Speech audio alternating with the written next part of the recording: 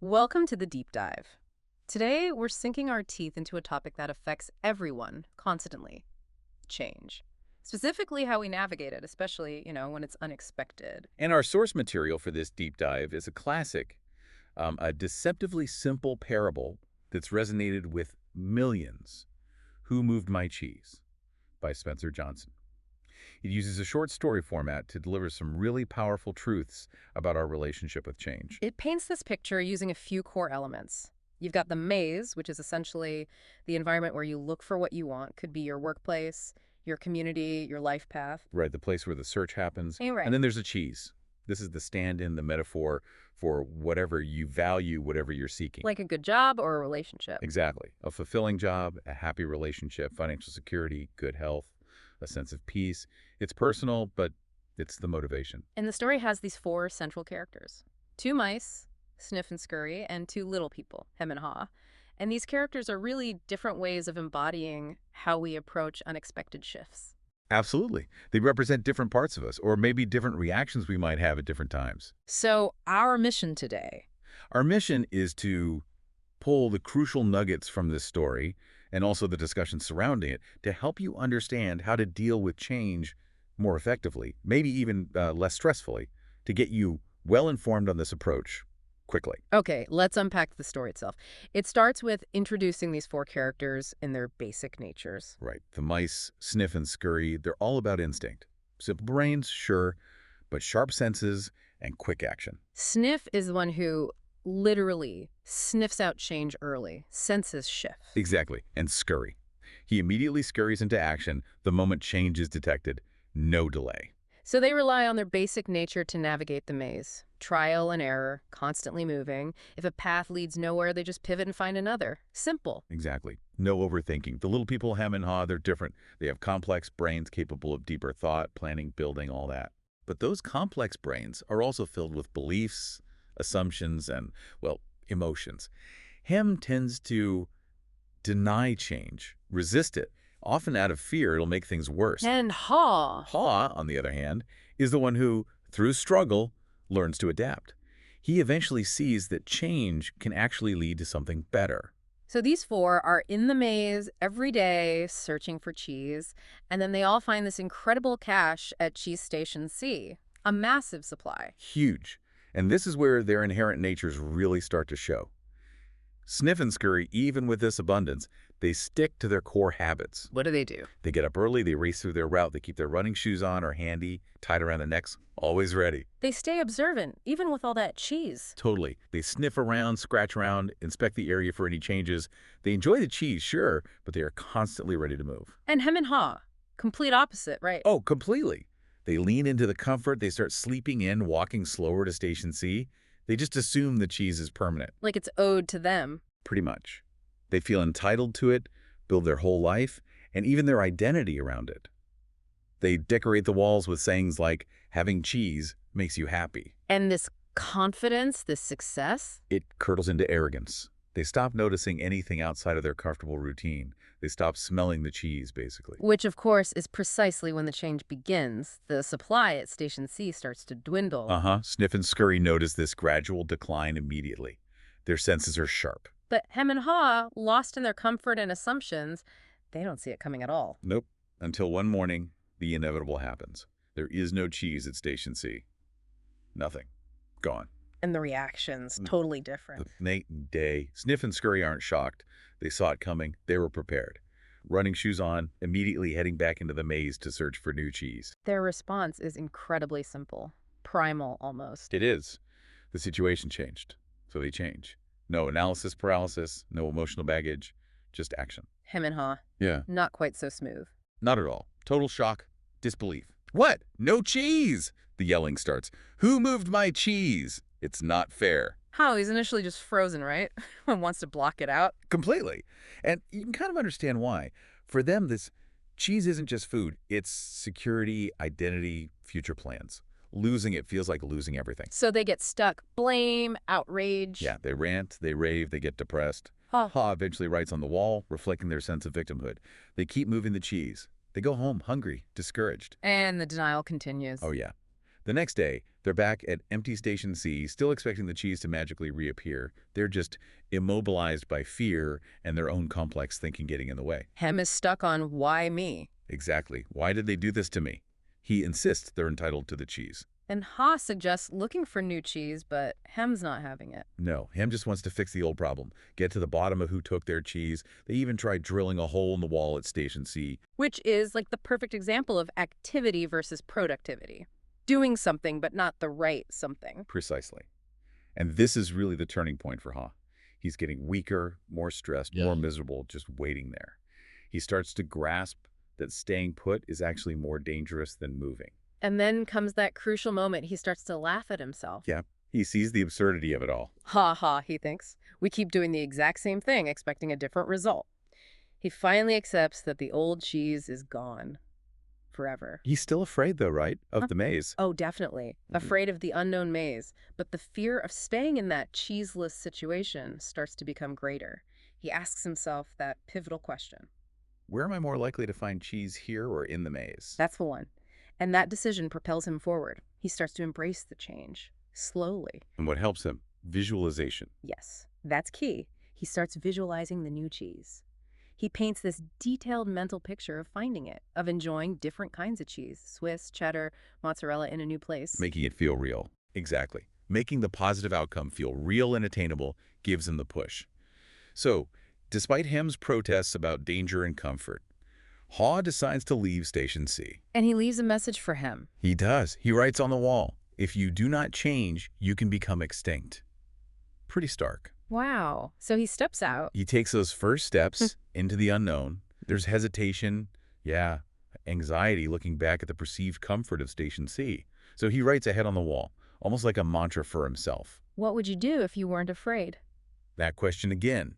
He realizes some fear is useful. It tells you where the challenge is, but that paralyzing fear, the kind that stops you, that's the real danger. So he moves into the maze, and it's not easy at first. Not at all. He's weak, he's out of practice, he gets lost sometimes, feels like it's 2 steps forward, 1 back. But even this struggle feels better than just sitting there, helpless at Station C. He feels like he's taking control again. Right. A sense of agency. And he remembers, those simple mice just moved on, didn't wait around. And as he travels, he starts reflecting more. Yeah, he has these insights. He realizes the cheese at Station C didn't vanish instantly. It was shrinking, maybe getting old, moldy even. He just hadn't wanted to see A it. willful ignorance. Pretty much. So he writes, smell the cheese often so you know when it is getting old. Yeah. That idea of proactive vigilance. Pay attention. He hits a low point, though, finds another empty station. He does. Feels like giving up, but he asks the question again. What would I do if I weren't afraid? And he realizes his biggest fears are often just in his head, holding him back more than any real obstacle. So he writes another lesson. Yep.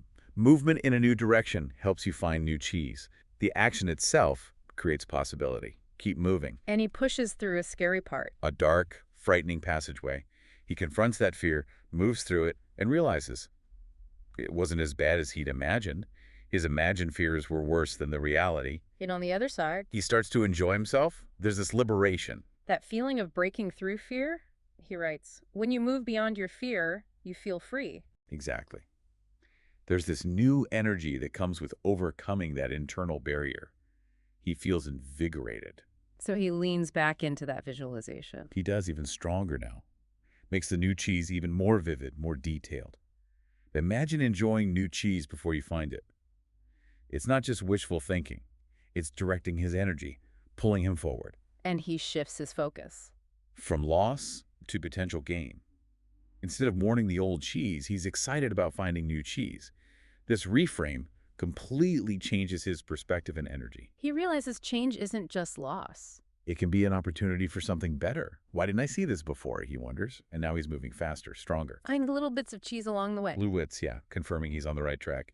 But he also finds an empty station that clearly had cheese recently, which reinforces the lesson. If you wait too long, you miss out. So another piece of wisdom. It is safer to search in the maze than remain in a cheeseless situation. Staying still out of fear is the riskiest move when things are already bad. And this whole journey helps him understand his core problem, his belief system. Right. His old belief that cheese should never be moved was just rooted in fear. He changes that fundamental belief. He realizes change is natural, it's constant. Expecting it makes you ready. Which leads to... Old beliefs do not lead you to new cheese. And the powerful follow-up. When you change your beliefs, you change what you do. Your mindset dictates your actions. He knows he wasted time, but he's learned. He knows, but he keeps using his imagination, his visualization, to fuel his movement. And he keeps writing down his lessons on the wall, hoping him will see them and follow. Like what? Remind us of those key ones. Okay, so anticipate change. Smell the cheese often so you know when it's getting old. Crucial. And adapt to change quickly. The quicker you let go of old cheese, the sooner you find new cheese. Yes, and simply move with the cheese. Don't fight the current. And even enjoy change. Savor the adventure and move the cheese. Finding the positive. Right. And finally, acknowledging the ongoing reality. Be ready to change quickly and enjoy it again. Because they keep moving the cheese. Yeah. It never stops. And then the payoff arrives. Yes. Hall rounds a corner in a new part of the maze and finds Cheese Station N. And it's huge, the biggest supply he's ever seen. And who's already there? Who else? Sniff and Scurry, well-fed, looking quite content. Ah, so Ha celebrates. Big time. He hangs up his shoes again, but keeps them ready this time, right nearby. And he shouts, "Hooray for change!" A total transformation from his initial reaction. Absolutely. And he takes time to reflect there at Station N. He realizes holding on to the illusion of old cheese was just fear. And laughing at his own stubbornness, his folly, that was actually the fastest way to start changing. He learned from the mice. Keep it simple, be flexible, move quickly. Basic stuff, but effective. But he also used his little person brain effectively this time. Right. Planning, visualizing the future, learning from past mistakes to make smarter choices. He understood the biggest obstacle wasn't the maze or the missing cheese. It was his own internal resistance. Fear. Beliefs. He feels like he found a better version of himself. He really does. Yeah. But he still thinks about him. Wonders if he saw the writings, if he ever left Station C, or if he's still hemmed in, you know? But he knows he can't go back for him. He realizes Hem has to find his own way, past his own fears and comforts. No one else can do it for him. Ha left a trail, left the lessons on the wall, but the journey has to be Hem's. And to make sure he doesn't slip back, Ha summarizes everything. Yeah, he writes a big summary of all his lessons on a large wall at Station N, a constant reminder. And he stays vigilant, inspects the cheese daily, explores the maze regularly. He knows being aware is far safer than being isolated in false comfort. And he listens. Wonders if Hem might be coming. Always wondering. Yeah. Leaves that thread open. So that's the core story. Simple, right? But packed with these really resonant moments and lessons. Yeah, it really is. But the source material doesn't stop there, does it? It goes into this discussion among classmates. Exactly. High school classmates gathered for a reunion, lunch, then later drinks. Michael, one of the group, shares the story. And the group's reaction is really positive. They immediately want to talk about how it applies to their lives. And I found this section fascinating because it shows how these simple metaphors land with different people facing real-world changes. It wasn't just abstract anymore. Totally. They immediately start seeing themselves in the characters. Nathan talks about not wanting to change when things change in his business.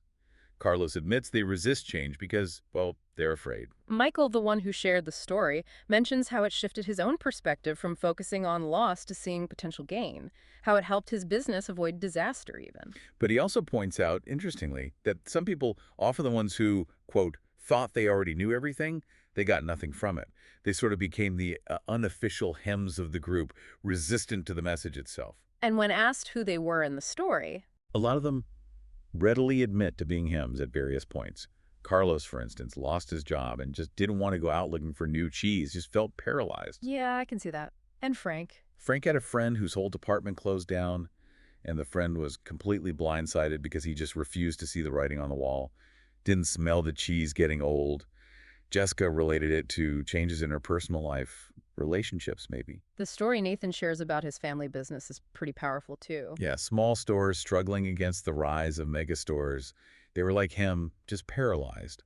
They didn't initiate change, didn't move their own cheese by adapting their business model. Yeah. And now they're facing closing shops. He really wished they'd acted sooner, been more like Ha or even Scurry. And Laura, the businesswoman, she voices that desire a lot of people feel, right? To be more like Ha. Exactly. To be able to laugh at your own mistakes, your own resistance, and just change. Get on with it. There's that funny moment where she asks, who's afraid of change? Right. Only one hand goes up. But then she asks, who thinks other people are afraid of change? And everyone laughs. That classic denial. We see it in others, not ourselves. Michael points out how powerful Ha's question is for cutting through that. What would you do if you weren't afraid? It's a great self-reflection tool. Then they really dig into applying it to business specifically. Like Jessica's example. Yeah, her company resisted putting their encyclopedia onto computer desks. They were stuck in the old sales model. That arrogance of success, she called it. They thought their old cheese was their only cheese. And what happened? Their business suffered massively because a competitor jumped on the digital new cheese. She realized that cheese, or market conditions, has a life of its own and eventually runs out. You can't take it for granted. Nathan's reflection on his family business echoes that. Definitely. Wishing they'd been proactive, maybe sold some assets to build a new kind of store, initiated change instead of just reacting when it was almost too late, moving their own cheese. Then the conversation gets more personal. Richard, the skeptic initially. Right, Richard starts to see it's not just about the company changing, but about him needing to change his approach. He finds that idea of visualizing new cheese, picturing himself succeeding in a new role or a new way, makes the prospect less scary.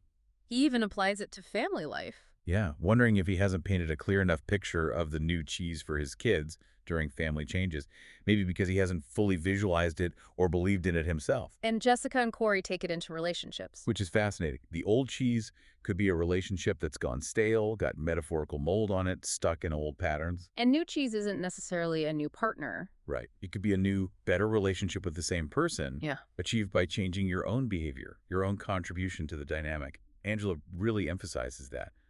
Let go of the bad behavior, the unhealthy patterns, not necessarily the whole relationship. Richard liked that idea. Repeating the same behavior gets the same results. Maybe he needs to change how he works, not just change jobs entirely.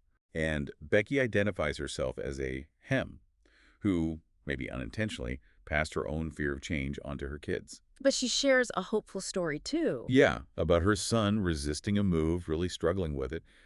But then in the new place, he discovered skiing and absolutely thrived, found his new cheese there. She just wishes they'd had the story as a tool back then to talk about it as a family. So Jessica plans to use it with her family now. Exactly. To help them talk about changes, identify who's being like which character, and discuss their own old and new cheese. Frank sees it as helpful for friends leaving the military, facing that huge life transition. And Michael circles back to how he actually used it in his organization. Yeah, this is really practical. He literally asked people who they identified with. He supported the sniffs who spotted market shifts early, he empowered the scurries to take quick action, and he worked closely with the haws, the open-minded ones. How did he help the Haws? Showed them the benefits of change, the dangers of staying put, helped them paint that vision of the new cheese for the rest of the team. And crucially, he said, kept humor alive during stressful times. And the Hems. That must have been tough. It was. He had to be direct, show them the reality, try to help them shift perspective. Some did, they became haws. Others, they just couldn't or wouldn't change. And eventually, for the health of the organization, they had to be let go. Tough, but sometimes necessary. He mentioned the story created a shared language. Yes, that was a huge benefit. Phrases like, they just moved our cheese, became shorthand for acknowledging change without blame or denial. It normalized the conversation. And it changed the peer pressure. Big time. Before, the culture might have been resistant. A change imposed is a change opposed, as he put it.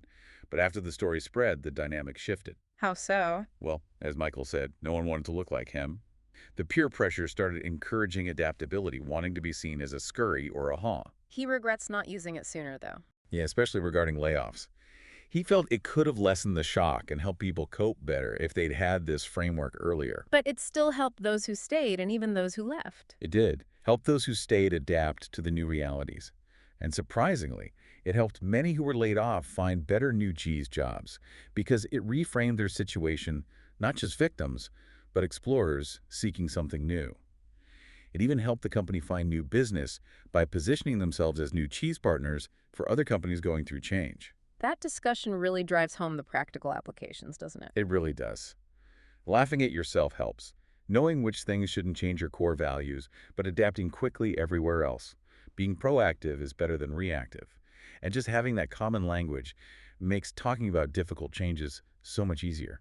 So, bringing this all back to you, our listener, the overarching message from this deep dive seems pretty clear, yet profound.